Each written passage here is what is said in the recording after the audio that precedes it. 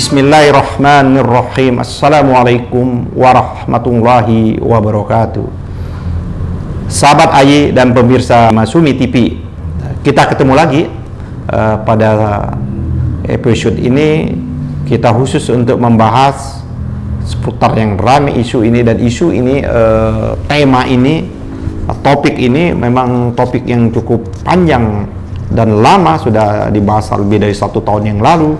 Bahkan beberapa sahabat saya kena retweet atau metweet tentang penolakan, ya kan, RUU, pada waktu itu masih RUU Omnibus Law atau RUU Ciptaker, yang pada waktu itu dibahas dan ditolak sebenarnya dari berbagai macam kalangan, akademisi dan lain sebagainya.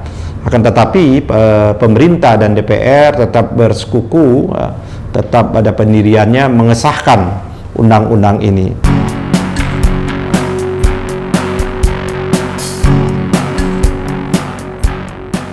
Rekomendasi kepada Presiden Republik Indonesia atas penolakan Undang-Undang Omnibus Law.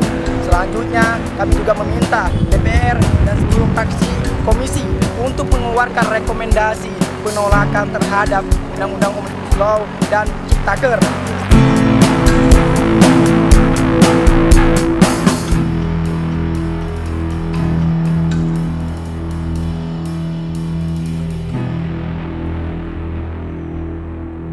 Dengan pengesahan undang-undang ini, kita sama-sama juga mengikuti dan mengetahui bahwa undang-undang ini diuji ke Mahkamah Konstitusi.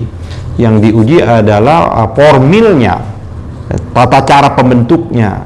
Yang diuji adalah juga proseduralnya. Jadi ada 2 pengujian di Mahkamah Konstitusi itu.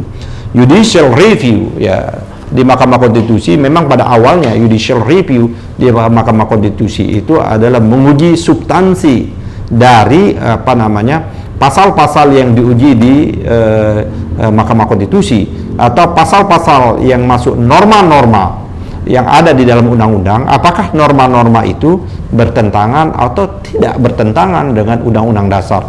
Sebelum kita membacakan perkara nomor 91 PUU garis datar 18 Romawi 2020 atau 2020 yang telah diputuskan, yang dianggap oleh Mahkamah Konstitusi keputusannya adalah inkonstitusional bersyarat seperti itu. Tapi saya ingin mengantarkan dulu secara substansi mandat sesungguhnya, apa mandat dari Undang-Undang Dasar kita tentang kewenangan dan otoritas Mahkamah Konstitusi itu sendiri. Itu kita bisa lihat di Undang-Undang Dasar kita setelah perubahan di pasal 24C ayat 1. Mahkamah Konstitusi berwenang mengadili pada tingkat pertama dan terakhir yang putusannya bersifat final untuk menguji undang-undang terhadap Undang-Undang Dasar, memutus sengketa kewenangan lembaga negara yang kewenangannya diberikan oleh Undang-Undang Dasar, dan memutus pembubaran partai politik dan memutus perselisihan tentang hasil pemilihan umum. Jadi saudara, memang Mahkamah Konstitusi ini memang dari awal diniatkan dalam rangka judicial review. Tugas utamanya adalah menguji undang-undang yang dibentuk oleh DPR bersama Presiden. Karena sama-sama kita mengetahui setelah perubahan Undang-Undang Dasar atau amandemen yang dilakukan, yaitu kekuasaan membentuk undang-undang yang selama ini ada di tangan Presiden, dia beralih, kekuasaan itu ada di tangan yang namanya DPR, walaupun pembahasannya bersama-sama tetap dengan Presiden.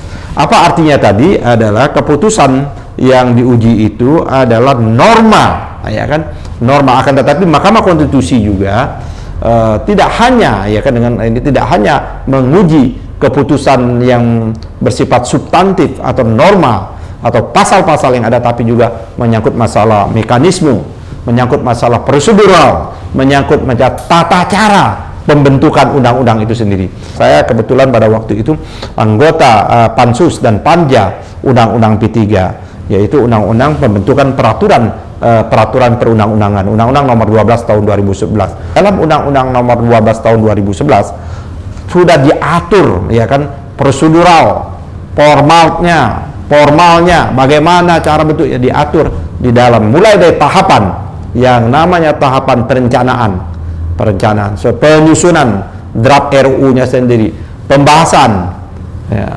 Persetujuan artinya persetujuan antara DPR dengan Presiden, pengesahan sampai pengundangannya dan masuk ke dalam berita negara itu tetap. Dan kalau kita lihat, saya memang pada waktu itu menentang habis yang namanya Undang-Undang Omnibus Law itu juga dalam rangka pembuatan, karena tidak dikenal. Kita tidak mengenal yang namanya di dalam Undang-Undang Nomor 12 tahun 2011 tidak mengenal namanya undang-undang yang bersifat Omnibus Law ini. Undang-undang Omnibus ini tidak dikenal di kita. Undang-undang dasar juga tidak memberikan ruang, tetapi dipaksakan betul pada waktu itu dengan alasan agar investasi bisa masuk, sehingga dibentuklah yang namanya Undang-Undang Omnibus Law. Ini yang undang-undang yang mengabungkan berbagai macam sektor, mengabungkan dalam berbagai macam pokok undang-undang itu.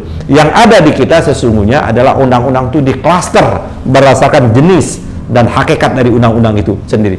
Kita bisa mengenal namanya Kitab Undang-Undang Hukum Pidana, kita bisa mengenal Kitab Undang-Undang Hukum Acara Pidana dan lain sebagainya. Nah, Undang-Undang Omnibus Law ini menyimpang dari yang namanya tata cara pembentukan perundang-undangan itu. Nah, oleh karenanya pada waktu MK menguji, ya kan, pada waktu MK menguji undang-undang ini, maka MK menyatakan Undang-Undang Ciptaker ini adalah undang-undang yang bertentangan dengan Undang-Undang Dasar.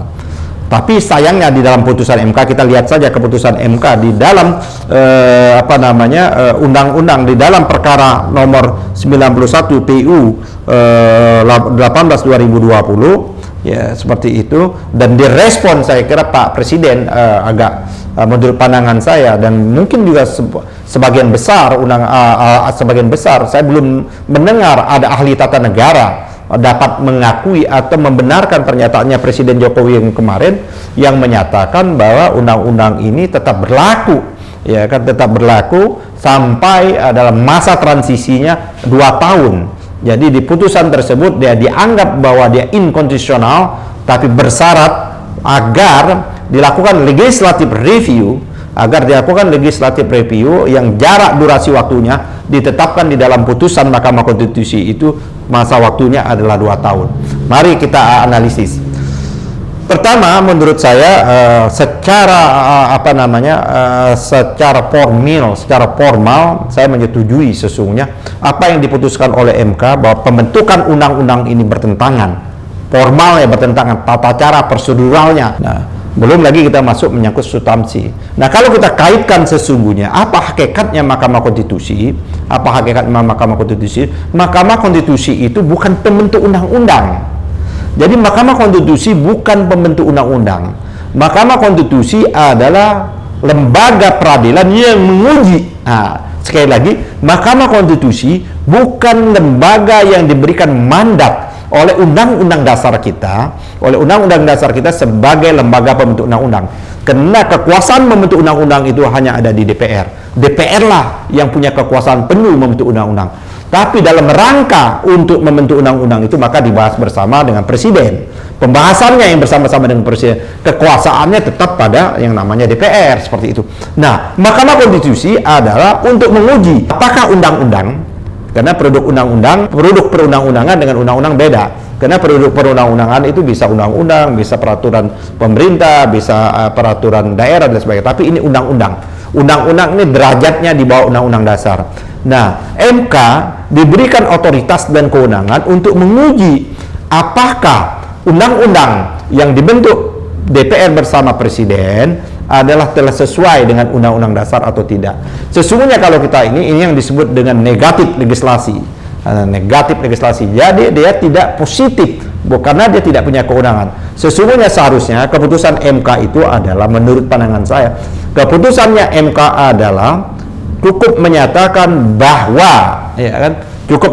bahwa, tata cara pembentukan ini atau formil adalah bertentangan dengan konstitusi kita. Baik itu maupun substansinya juga bisa seperti itu.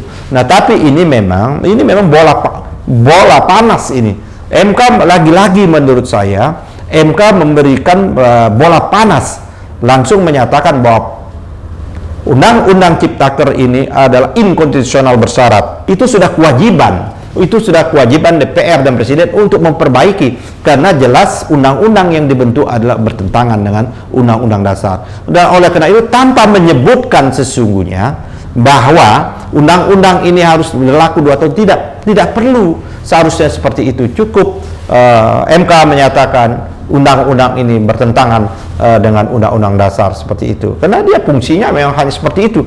Dan kembali berikutnya adalah perannya DPR untuk melakukan yang namanya legislative review. Nah, sekali lagi menyatakan peran DPR dan Presiden untuk menyatakan legislative review. Jadi menurut saya apa yang dikemukakan Pak Presiden pada kemarin, kalau tidak salah kemarin itu, mari kita baca saja ya, di Jokowi perintahkan pembantunya revisi Undang-Undang Cipta Kerja sesuai dengan putusan MK. Ini menurut saya narasi ini juga kurang tepat, karena adalah dalam rangka untuk revisi ini. Saya lagi-lagi saya menyatakan ini bukan domainnya pemerintah. Kekuasaan ini bukan kekuasaannya pemerintah. Pemerintah hanya ikut membahas. Kekuasaan membentuk undang-undang itu sebagaimana pasal Undang-Undang Dasar ada di DPR. Oleh karena itulah maka disebut legislative review. Dalam rangka revisi itu maka DPR mengundang atau mengajak Presiden untuk membahas bersama-sama. Memang seharusnya Menteri Hukum dan HAM atau Pak Mahfud memberikan advice kepada Presiden, karena ini dari judulnya saja, Jokowi perintahkan pembantunya revisi Undang-Undang Cipta Kerja sesuai dengan putusan MK. Ini menurut saya kurang tepat, karena kewenangan membentuk itu bukan pada Presiden. Tapi mari kita baca saja.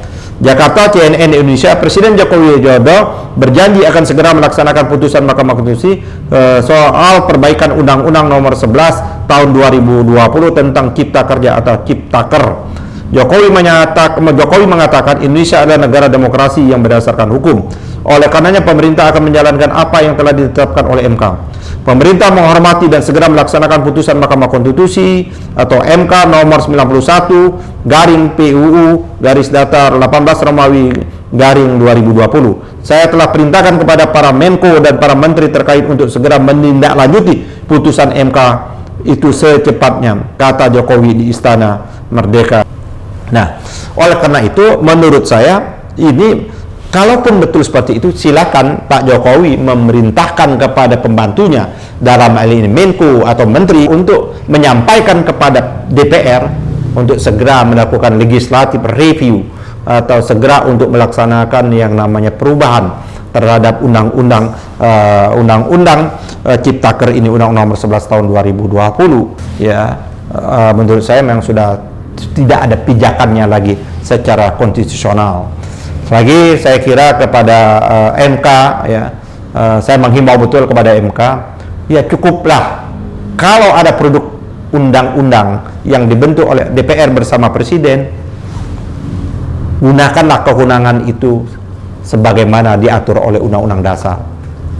Nyatakan undang-undang itu bertentangan dengan Undang-Undang Dasar, bertentangan dengan pasal ini, pasal itu, atau bertentangan dengan seluruh Undang-Undang Dasar. Enough, cukup. Selanjutnya diberikan kepada yang namanya DPR dan Presiden untuk melakukan legislative review. Jadi ini untuk menghilangkan polemik yang tidak berkesudahan, polemik yang berkepanjangan. Untuk itu saya kira putusan MK ini harus kita baca betul. Kita harus baca betul kepada pemerintah, terutama Presiden, untuk tidak melakukan lagi, tidak melaksanakan lagi apa yang disebut dengan membuat peraturan-peraturan pelaksanaan. Jadi yang itu yang menurut saya yang lebih penting. Dan apalagi kemarin dalam rangka dikatakan untuk mengundang, ya kan, semakin apa yang dikemukakan oleh Pak Jokowi Presiden, semakin membuat keraguan-raguan para investor yang ada di luar sana. Makanya bagaimana mungkin mereka ingin menanamkan atau membawa investasi Indonesia kalau adalah tidak ada kepastian. Kita anggap sajalah logika itu adalah logika Pak Presiden, yang kita anggap saja logika Pak Presiden itu yang kita benarkan.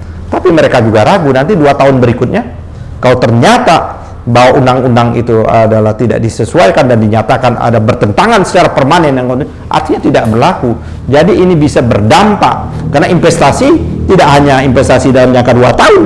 Dari sekarang investasi itu kan yang seharusnya berkelanjutan, bisa 3 tahun, bisa 4 tahun, 5 tahun, 10 tahun, atau berkelanjutan yang memakan waktu yang cukup panjang.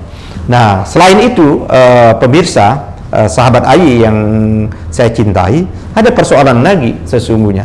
Ada persoalannya lagi itu adalah bagaimana nasib kawan-kawan kami, kawan-kawan saya, berapa banyak kawan-kawan saya, 3 orang paling tidak, yang sudah diadili akibat dari penolakan rancangan pengesahan undang-undang Ciptaker ini, atau yang lebih dikenal pada waktu itu undang-undang Omnibus Law seperti itu.